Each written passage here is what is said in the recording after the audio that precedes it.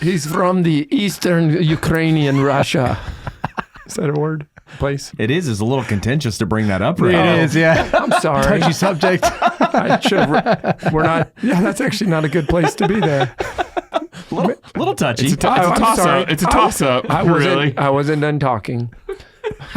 Work your way out of that one, Jeffrey. In 1966. That's your recovery? It was back then. Good luck fact-checking me. Just pretend like it didn't happen. On what the borderland was. Yeah, you tell me what the relations were in 66. You guys so smart. Kaboom. What a Donbass over here, am I right? Donbass region. Anyway, that's also top of It's like the most Bolshevik thing you've ever said to me.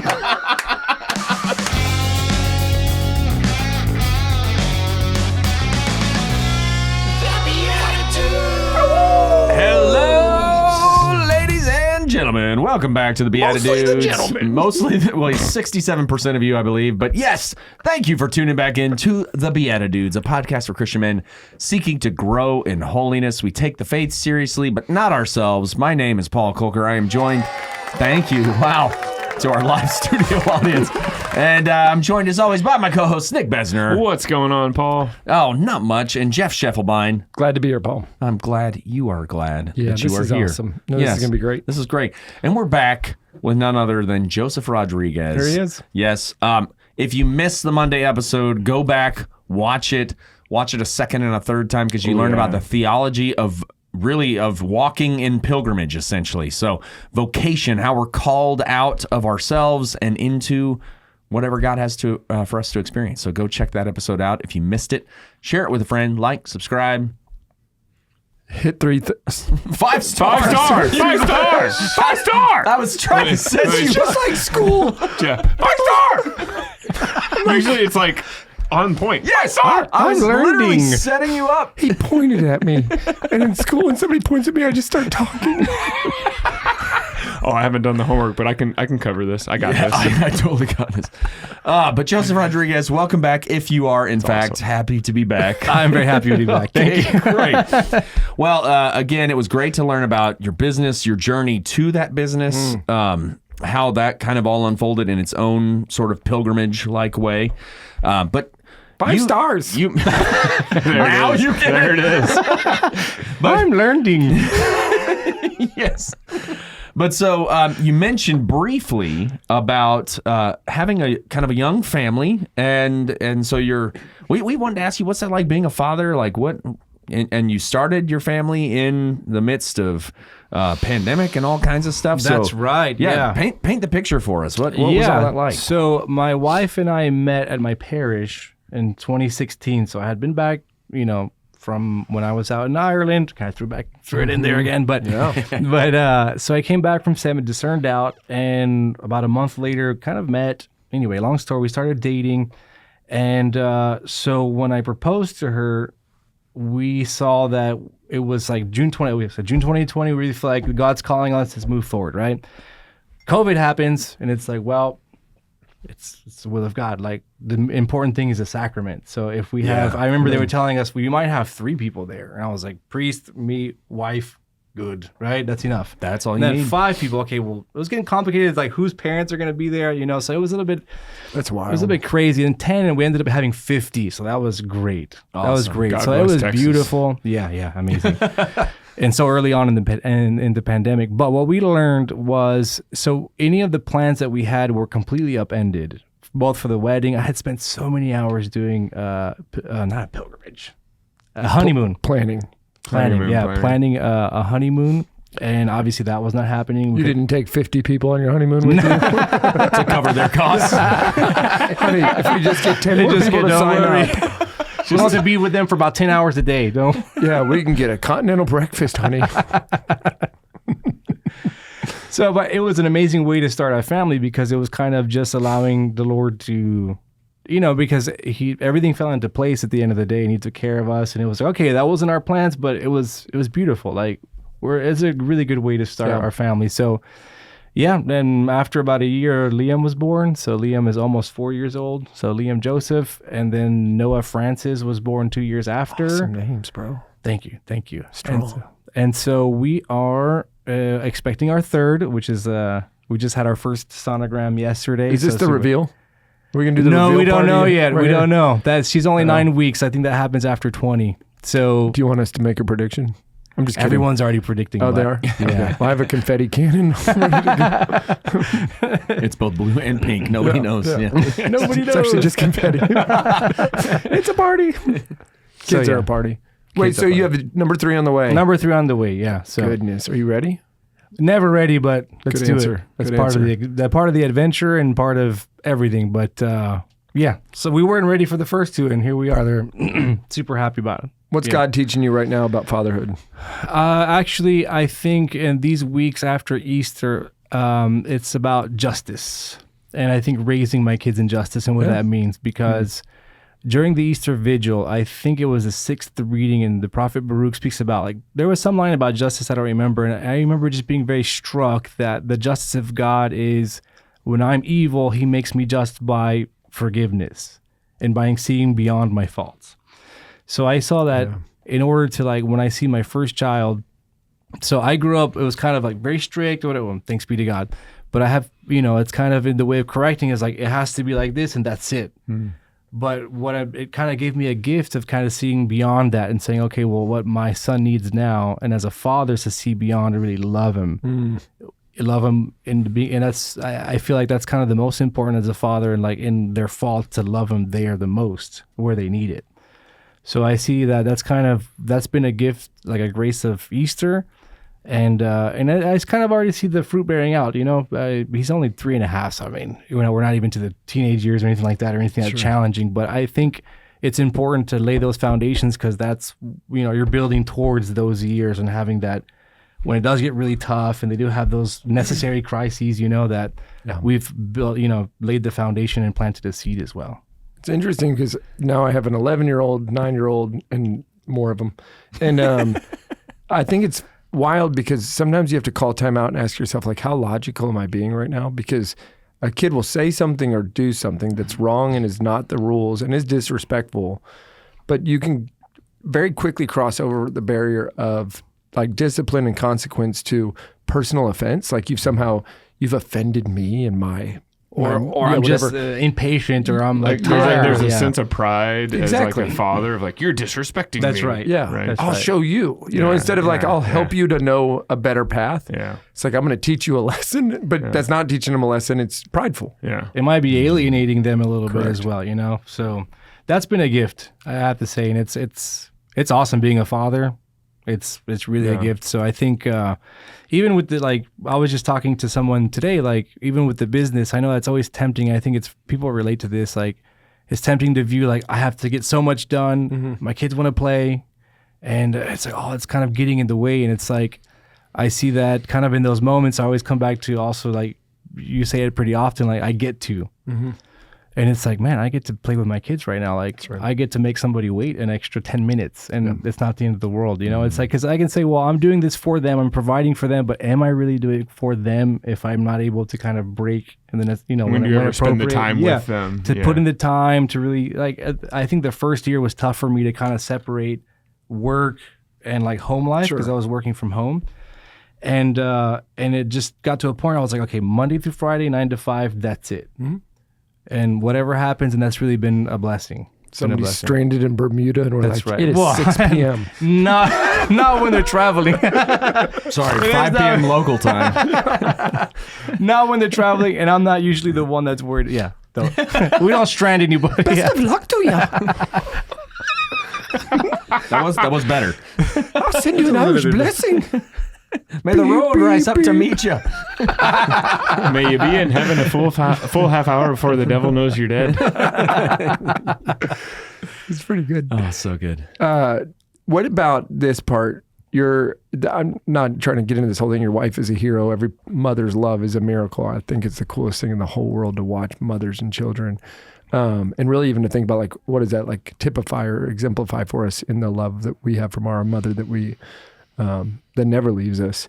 But like when your wife, especially your first trimester right now, is she somebody who's having to go through all the exhaustion part, and then you got to be like, white knuckle it a little bit. Like, Daddy's got to, I can change 2 diapers at once while I'm cooking with my feet. I watched a guy, I saw a guy paint with his feet so that I could flip burgers. Play guitar with feet as well. That's happened before. I'll put you to bed with this harpsichord with this foot. If that's what white knuckling looks like, then yes. It is. The toes do have knuckles. They do. It's true. It's true. They're not called that often, but they toe knuckles. Toe knuckles. How are your toe knuckles doing today? That's actually an Irish phrase. Like, top of the toe knuckle. And you're like, yep, it's a little hairy on that guy. Toe knuckle. That's not true. Irish people have no hair on their toes. Everybody knows that. Everybody knows that. Come on. Are you already seeing signs that Liam is like you or like your wife? He's a lot like my wife in his temperament. He's kind of a sensitive soul, which is awesome. We know you're not sensitive. You're J-Rod. J-Rod. That's right. Bicep kiss. That's right.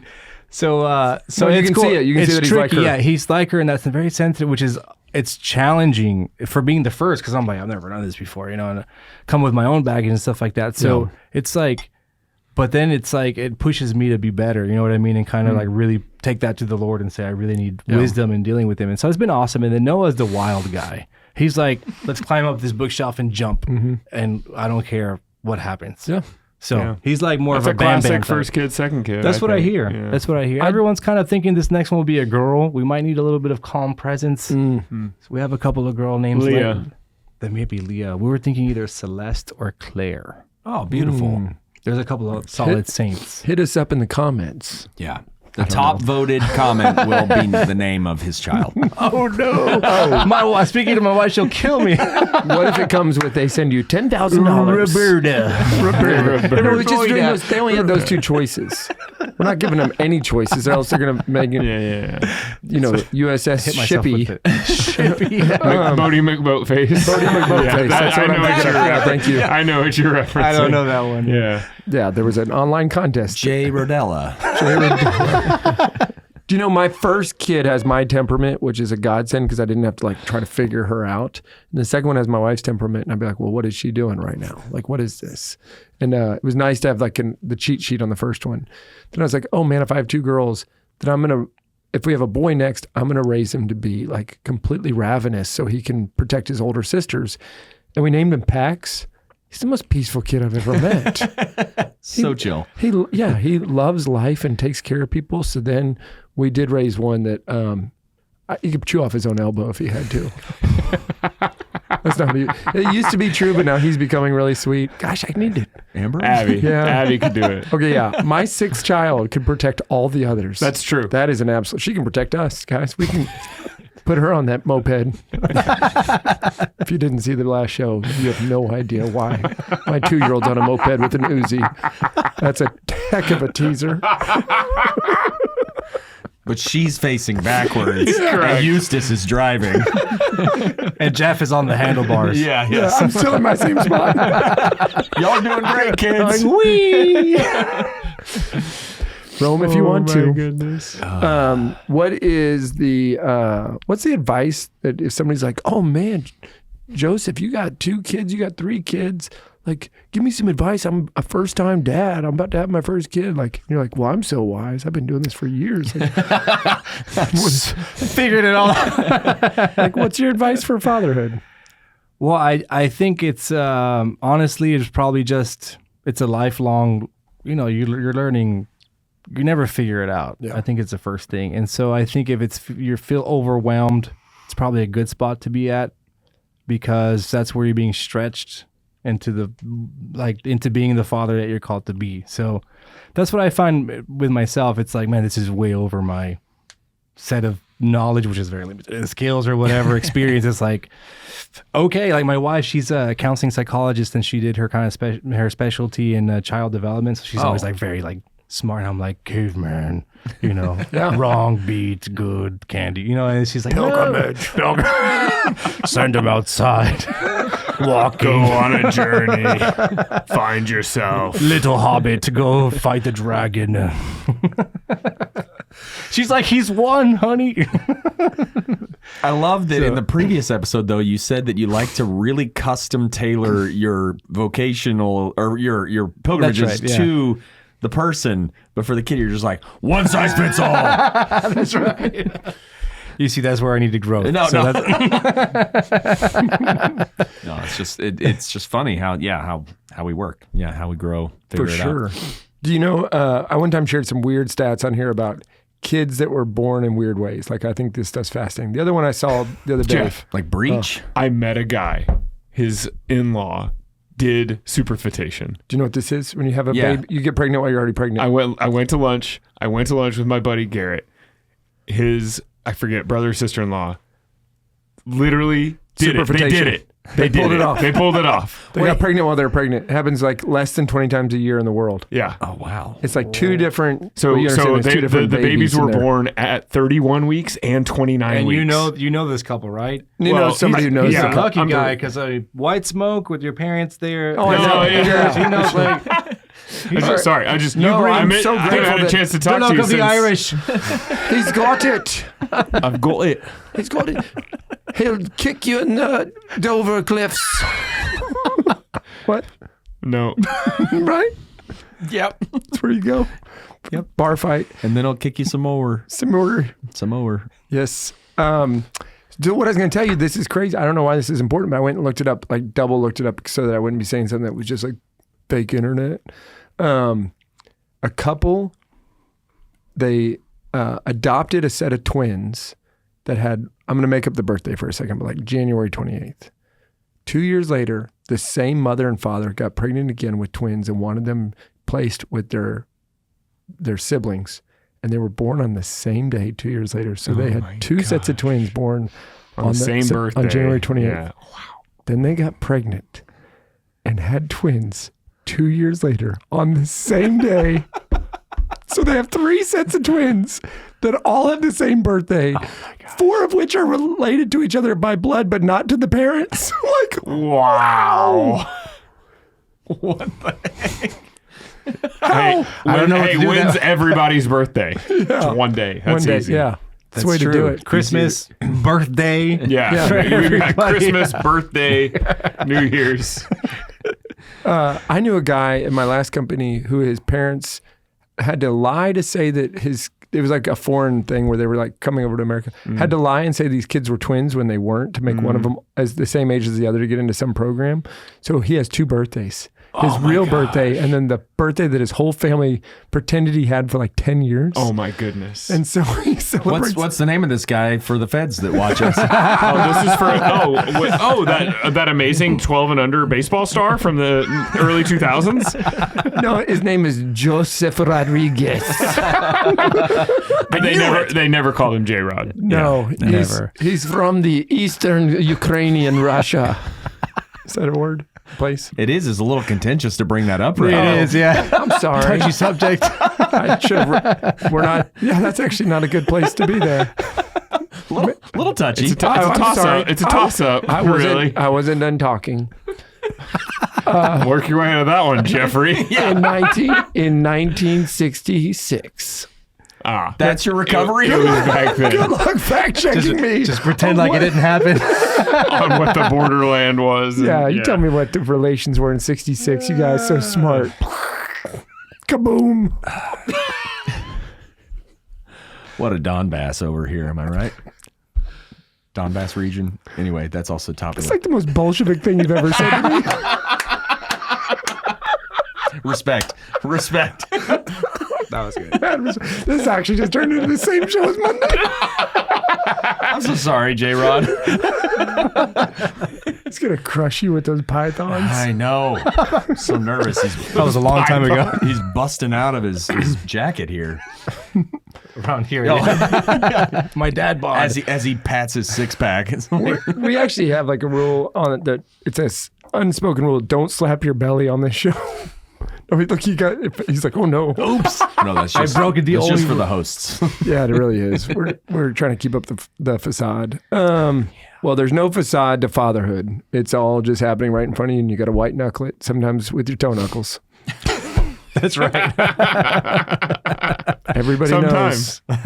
Yeah. That's right. Well, that's what we, that's what we vowed to do in the sacrament. So, I mean, only with the help of God, but. Amen. Amen. Thanks for bringing it back to that. No, and I love that you reminded us, I think was it this show or Monday? I can't remember now, but you're talking about just leaving your wedding right in the hands of God because of the way that the pandemic shook out at the time that you were trying to get married and just all of that. And so I love that you, and maybe it was shaped by your pilgrimages that you've been on, but I love that you have this pilgrimage approach to life because really we are all, as St. Paul says, like we're not citizens of this world. We're citizens of heaven and we're on our way there. So yeah, that's awesome. Yeah, I mean, it's just, I think our faith is very much, I guess you could say pilgrimage is an integral part of, and I don't know if that's the right word, but if it's an integral part of our faith, because I mean, even if you start from the history of salvation with Abraham, with the Israelites leaving, so it's kind of like, it's like You're always on a journey. With that journey, that sense of journey. So I think pilgrimage is almost just a microcosm of the faith, in a sense. That's cool. Well, yeah, and the Passover, the whole idea was that they were supposed to be ready as if to be in flight, right? Yeah, so even when they celebrated the Passover for centuries after they got out of Egypt, I mean, it was always about that readiness to get up and leave. That's right. So I think it kind of gives you like, I mean, obviously the faith gives you like a treasure, like a strength in life, but then like in a parallel way, so does pilgrimage. You know what I mean? Because it kind of gives you that strength to approach everything in that pilgrimage mentality. It's like, okay, like there's this difficulty, but we're not made for here. So I think it does give us strength to your own faith life. I think it's something that I do want to pass on to my kids. So my dream for them would be not just throwing them out, on their pilgrimage figured out, is actually plan something where they would meet their saint. So like Noah Francis, take him, so that he has like maybe after high school to start a relationship with St. Francis. Go to Mount Ararat to see the Ark, apparently. Yeah, there you go. Actually, that'd be interesting. No, I don't know. I wasn't thinking about that, but allegedly, Allegedly. It's true. And then Liam, he's actually named after William of Vercelli, who has an interesting story, whose parents died very young in the north of Italy. He took off and went to do the Camino of St. James. He came back, was going to go to the Holy Land, walking kind of like the old school medieval, you're never coming back, you sell everything you have. And he actually got kind of mugged on the coast of southern Italy before going to the Holy Land. And I think it was St. John of Matera was like, that's a sign that you're supposed to stay here. Like God has something for you. He ended up founding like one of the largest monasteries at the time in southern Italy. So like, I would like to take him there and kind of start that relationship. Awesome. Yeah, so that's a little dream of ours. So. And it's a great reminder too, just that the things that quote unquote go wrong, right? That God is actually using that where he works all things for good, as St. Paul says. Yeah, that's awesome. Such a good reminder. I have holy sites for 6 of my 7 kids, and for my oldest, I'll just take her to the set of Stars Hollow from Gilmore Girls. Lorelai. It is what it is. It happens. I don't even know how to Great. He's like, do something with that. Do something. No, he won. For all you coffee shop owners. That's right. More coffee. Okay, well, you are a blessing to all of us. Vocatio Travel. And vocatio, Latin for vocation, the vocation of fatherhood. We're really talking about vocational travel for the rest of our time here. Yeah, that's right. Honoring our mothers and fathers and forcing our kids to honor us. That's how commandments work. You will love me. You will love me. You will love me. You will love me. 5-star. Oh my gosh. All right, friends. Nick, why don't you come up with something? Thank you guys for tuning in and joining us here. And for the rest of you, we will see you in the Eucharist. Say God bless. God bless. Thanks for tuning in. If you'd like to join us at our undersized table, subscribe to the video version of the show on YouTube by typing @ that's the symbol @, so shift and 2 on your keyboard, @the_BeatiDudes on YouTube. We'll see you there.